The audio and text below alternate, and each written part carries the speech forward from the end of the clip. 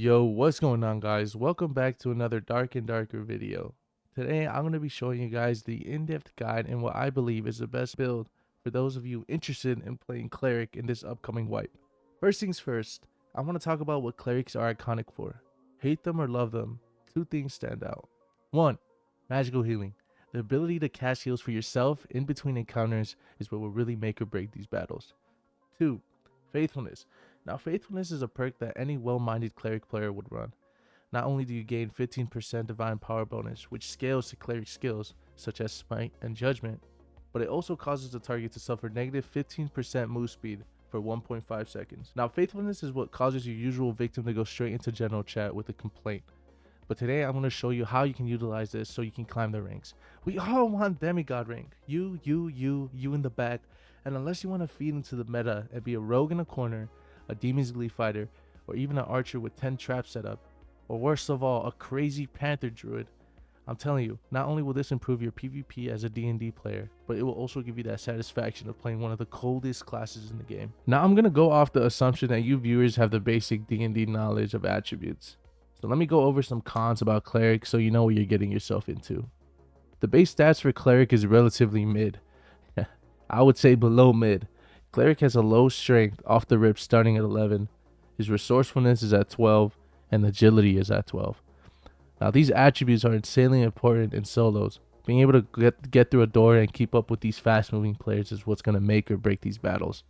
Now all hope is lost. There's some pros of playing Cleric. You can cast protective and healing spells. You can use plate armor.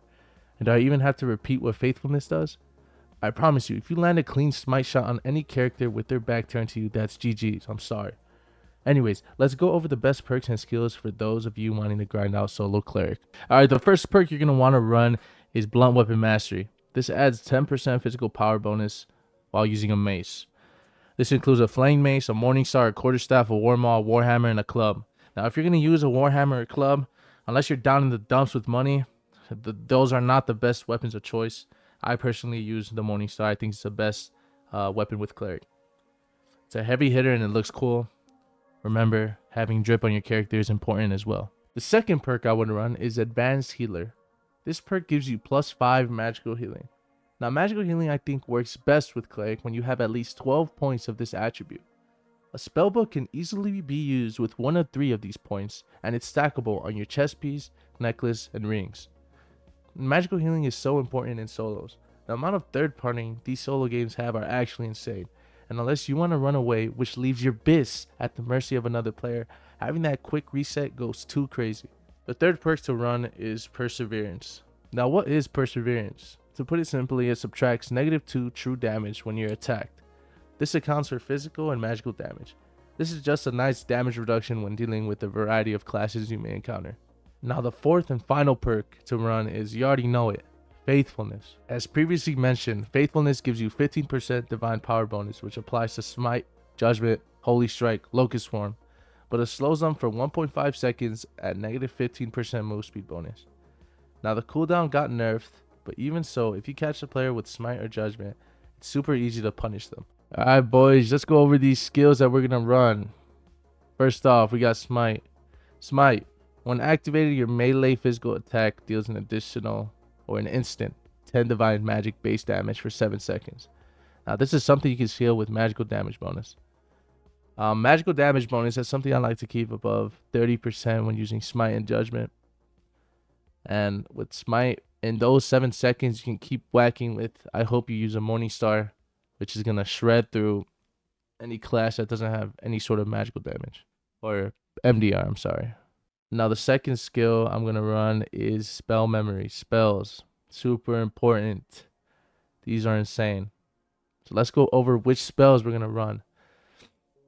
You're going to need at least 17 Spell Memory, which can be obtained with additional mem capacity, which is on some of your items, or with knowledge, which you can also stack on some of your items.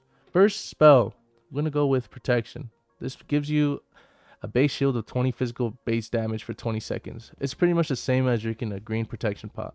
Pretty cool to quickly cast that. Now the second spell is Divine Strike. This spell gives you 5 Divine Strike damage for 20 seconds. This can scale from power bonus, which can make you get a nice pack-a-punch to swings. The third spell is Holy Strike. Holy Strike. This strike creates a burst of light that deals 20 divine magical damage and blinds the enemy for 4 seconds. This scales with magical power. And holy crap! If your spell casting aim goes crazy, you can easily get any dude you encounter pretty much one shot just from this cast. The fourth spell is Lesser Heal. This heals you for 15 magical based healing, which can scale when magical healing is on your armor or spellbook. And now this got buffed recently. It used to be at 3 and now it's at 4. So having that lesser heal is just super important. The last spell is Sanctuary, aka my favorite word to say, Sanction. When casted, it creates a bubble where players inside will heal for 5 magical base healing every 1 second for 2.25 seconds. This scales with magical healing attributes and is a fire last resort heal if you need a quick reset. Now that you guys know what the perks and skills are, it's time for the best part. The best part about D&D, crafting a fire kit. Now this kit I cooked up has cost about 5.9k gold right now in the busted market. And I'm going off the assumption that obviously we're not going to have certain items right off rip during the wipe. For example, we're not going to have any grimace rings. We're not going to have any ruby silver shit. So this build is pretty much once wipe starts. So let's go over it real quick. I know some of you may have not hit like above 2 to 3k of gold in your stash. Maybe you're still a beginner. Maybe you just been getting shit on. You know, it's difficult. I was at that point. I'm at 1.137 hours. And I swear to God, after like the 700 hour marker is where I started to get everything. But from before that, it was literally just getting slammed. I was focusing on quests. First things first, Crusader Helm. This is relatively cheap. It's best to get Agi on this weapon or this armor piece. If you were to stack max health and agility, that would probably be better, but that gets really expensive. This costs about 100 gold. You get strength, vigor, and some Agi and knowledge, which is good. So now I'm at 101 HP. We got a Crusader armor, or sorry, Champion armor. This comes with strength and vigor. I stacked Agi, magical healing. I got lucky enough to get physical damage bonus. This one costs about 340 gold. And like I said, I think Champion armor and Crusader helms and light gauntlets are 3 of the items that aren't as popular amongst players. I only see pretty much clerics use them, especially Champion armor. Only warlocks. Maybe Crusader helm, you'll see some fighters wear them, but they have other options. Anyways, Champion armor, Agi, magical healing. Remember to stack magical healing on your chest piece. Very important. The pants. You know, everybody loves loose trousers. You'll see rogues with them, barbarians, every class with them. But the best you can stack on them is either strength or max health. This agility will help keep you fast. You need to stay fast. I'm sorry, but the meta is speed and speeder. If you're not fast, you're just going to get shit on. Sorry, unless you're like a super tank. But with Cleric, it's probably not optimal. Anyways, loose trousers, we got strength, max health, magic resistance. Boom. Next up, the light gauntlets. These were cheap as heck. I got them for, I think 115 gold. Came with resourcefulness and knowledge. This helps with my mem capacity. Remember, you have to have 17 memory capacity to use all the good spells. Resourcefulness, it's good to have your resourcefulness up. Opening the doors will be quicker. And you can put True Fizz on gloves. So, of course, I'm going to go for True Fizz. The boots. These are probably going to be the most expensive. Agi, an additional move. The double move speed rolls are always going to be expensive. That's popular. Every class uses it to keep their move speed up.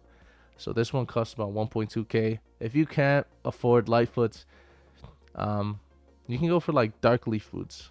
Honestly, they'll probably be cheap getting the double move speed.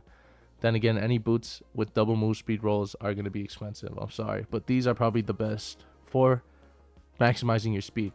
Boom. Next up, since we're not going to have a Cloak of Darkness in the beginning of wipe, which gives you that nice move speed bonus, I would just go with an Adventure Cloak, put True Fizz on it. The extra agility is really important. If you could throw in some buff duration on your armor pieces, that's really good. That'll make your spells last longer when they're casting onto you, and it'll make your smite last longer. Anyways, True Fizz. We got a basic spell book here, magical healing. I just got the highest roll on it, pretty cheap. I was getting down bad. Like I said, this kit costs 5.9k. We got some magical healing. We got a Morning Star with additional weapon, max health. Very important to stack max health and additional weapon. Heater shield.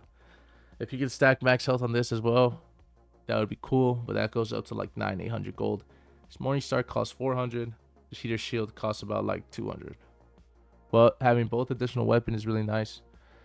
I would prefer a heater shield nowadays rather than a buckler, even though it slows you down when you draw the shield. This helps with just magic missiles, spears. With buckler, I found that a lot of these weapons still like scrape through it, and I end up getting hit, and it gets blocked afterwards. I don't know if that's something that D&D has to fix, but sometimes the buckler doesn't block completely. So I would recommend a heater shield. Next up, these rings. I would run 2 Grimace rings with this, but since Grimace rings are not going to be out in the beginning of wipe, got to keep it balanced. I would go with strength or a ring of courage and a ring of vitality. On both of them, magical healing and true fizz are the best rolls you can get. If you can just get magical healing, that would be preferable. But then again, magical healing, true fizz, keep that DPS up, keep that health up, and you'll be chilling. Lastly, necklace of peace, true fizz, magical healing. This one is really nice to have as well. But if I can get it purple, I would, but it gets expensive. I know the prices are going to be way different in the beginning of wipe. People are going to be brokies, everything's going to be cheap. So hopefully you can take advantage, you know, grind it out. Me, I'm not really like a dungeon diver where I'm going all the way to hell in the Howling Crypts and going crazy, spending 45 minutes per game. I just like getting my loot off of PvP. That's how I learned. Anyways, with this build, I'm at 25 strength, 29 agi, 22 vigor. My dex is low. I'm sorry, that's always going to be low unless you stack it on some items. My will is at 25, resourcefulness 14. I have 127 HP. My move speed is at 101.5%, which is decent. My PDR is at 36.2%. Magic resistance is 19.5%. My fizz power bonus is 14%. With my weapon drawn, it'll be 24%. Magic power bonus is at 27%. Magical healing 11. Book out 14. The resets are going to be super nice. Of course, your potion of healing, 3 bandages. This is what I run usually. 3 pots, 3 bandages, and then my 2 campies. You could use magic protection pots, maybe invis pots, but if you're broke, this is all you need pretty much. Anyways, this is pretty much the explanation of the build. Anyways, if you guys do enjoy this video, please leave a like, hit the thumbs up button, and I'll see you guys in the next one.